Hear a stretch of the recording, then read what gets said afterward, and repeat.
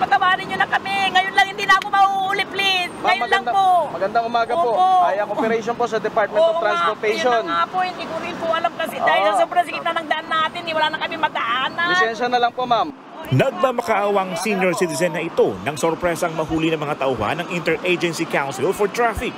Pumasok kasi siya sa EDSA busway sa Malibay, Pasay. Kwento ng driver, maghatid siya ng mga apo sa eskwelahan at nagbabaka sakaling dumaan sa busway kahit bawal dito ang mga pribadong sasakyan. Huwag na ako nakita, please. Para mabilis na po, ma'am. Unfair po yan sa mga hinuli namin.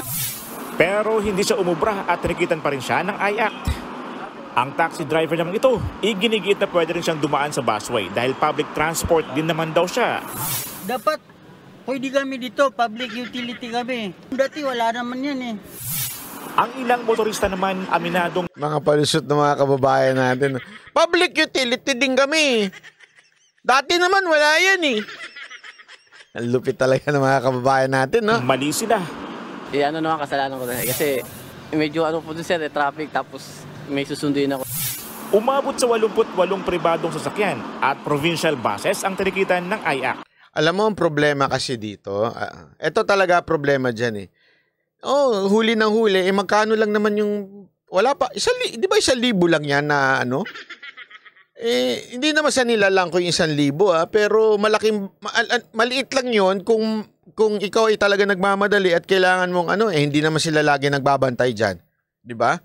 Ako talaga, gusto nyo masolusyonan to, taasan ninyo. Hindi lang taasan, gawin yung 5,000, tapos, kumpiskado ang lisensya, tingnan ko kung may dumaan pa dyan. Ang problema kasi sa batas natin, walang pangil.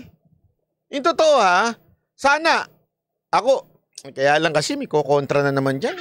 May magsasabi na naman anti-poor yan, anti-poor.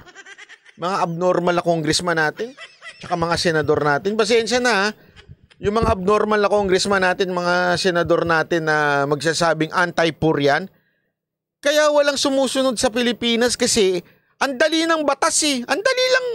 Magkano 1,000? Oh, at least nawala na ako sa traffic. Di naubos ang gasolina ko. Naatid ko pa yung pasahero ko. Di ba? Sa kanila ganun na lang eh. Pambira oh. Eh gawin mo 5,000 yan o kaya 10,000 tapos kumpiskado lisensya. Hindi ka makakapagpaneho ng 1 buwan. Ganun? Pustahan tayo. Wala nang dadaan dyan. Baka kahit ipis, umiwas na dyan eh. Hindi kasi alam nyo kung bakit. Ang problema ho dyan, hindi lamang po yung mga nahuhuli. Ang problema dyan, yung nahaharangan ng mga bus. Eh kaya nga sila na andyan eh, para mabilis. Para yung transportation ng mga pampublikong mananakay na napeperwisyo dahil sa mga lintik na yan, eh sana nakadaan na sila ng mabilis. Anong gagawin nila eh? Mag-aangkas na lang ako. Diba? Bakit? Mas mabilis.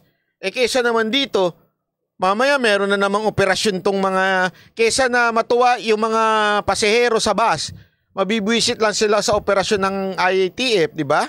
Dahil mapeperwisyo yung lakad nila. Tingnan nyo, may isang magsasalita dito, matalino.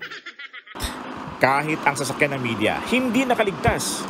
Sa dami ng mga tinakitan, naantala ang biyahe ng mga city bus na dumaraan sa busway. Galit tuloy ang mga pasahero. Late na ako kasi ang pasok ko alas 8. Ang problema, maraming mga nakakoaching bumapasok dito. Sabi ko sa inyo mga kalbo, matatalino eh. Totoo! Katulad ko. Di ba? Joke lang ha. Joke lang ha. Hindi kasi totoo eh. Malilate siya sa trabaho niya. Bakit? Babayaran daw ba yung trabaho niya, yung pagliging late niya? Oh. Dahil sa mga gunggong na dumadaan dyan. Disiplina, dapat nga. Kaya nga tinawag na bus lane kasi para lang sa bus lane from the word bus eh. So, oo nga naman. Pag sinabi bang bus lane, taxi yun? Sabi niya, taxi lane din to eh. Kasi utility to eh. Kaya public utility din to eh. Kaya nga bus lane eh. Dapat kasi, tamo ko, late dahil sa kanila. So babayaran ba nila yung oras na malilate ko? Yan! Ipaglaban mo! Paulit-ulit ang paalala ng IACT. Bukod sa city buses, ang pwede lang dumaan sa busway. Hindi ako sana may gawin na paraan yung IACT. Ha? IATF tuloy. IACT pala, sorry. Not IATF. IACT. Sana, siguro, ewan ko kung anong gagawin yan. Patabihin siguro. Kasi, o kaya basagin na lang siguro yung salamin. Di ba? Pagka dumaan, hindi na kunin yung lisensya, basagin na lang yung side mirror, ganun. O, dahil meron ka side mirror, alis! Hindi kasi kawawa naman yun. Isipin nyo ilan niya nahuli, ha? Haharang yan sa bus lane. Mga marked vehicle ng PNP, AFP, ambulansya, truck ng bumbero at iba pang emergency vehicle. Babala ng IACT. Bukod sa matitiketan, magkakademerit. Alam mo, araw-araw yan, pinapanood ko kay Gadget Addict eh. Kasi tuwan-tuwa ako sa mga dahilan ng mga dumadaan dyan eh. Yung mga nagmamadali, dyan lang ako. Kamot ulo. At tapos naghahabulan pa yan. Walang biro, naghahabulan pa sila talaga. Kawawa nga yung mga MMDA, sa totoo lang nakakaawa ang trabaho ng MMDA. Tinatakbuhan sila ng mga nagmumotor. Yung mga kotse, hindi na makakatakbo yan. Although meron pa rin unti. Pero yung mga nagmumotor, talagang tinatakasan sila. Kulang talaga, sipain yung motor para ano eh. Kaya lang, sigurado ako, tatakbo na naman yun sa congressman. Sasabihin na naman ng congressman, anti-poor yan. Alam mo, okay sa... Hindi, wag ko na nga magitin yan.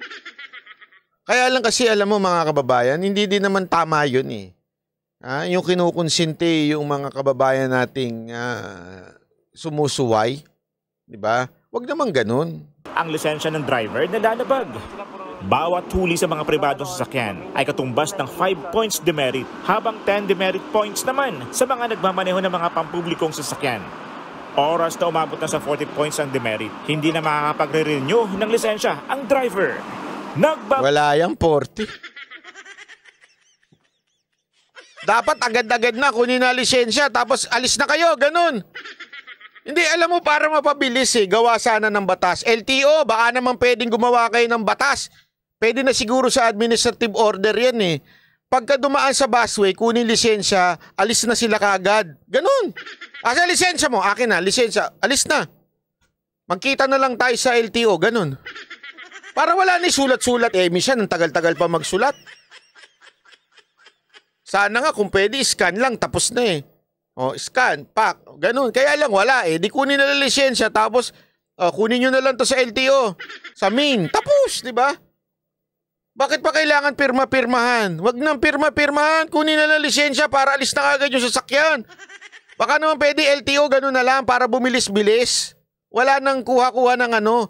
Anyway, pwede naman nilang i-claim kasi magdala lang sila ng ibang valid ID. I-claim nila yung lisensya nila, tas doon na sila sisingilin.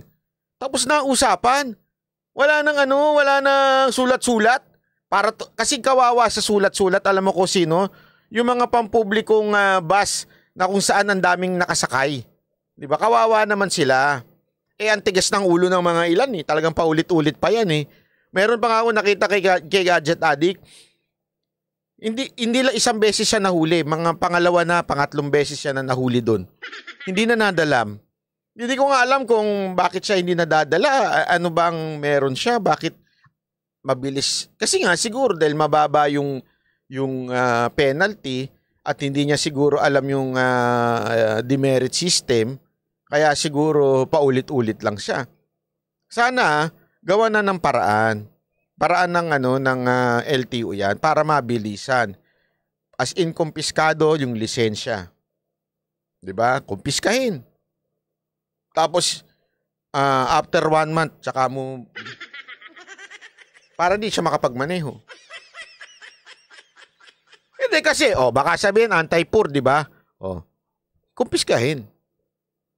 Eh kung ayaw mo makumpiska, kunwari, pampubliko ka, trabaho mo, taxi, halimbawa, o kaya kung ano man ang trabaho mo, hindi sumunod ka. Ganun ka simple, di ba?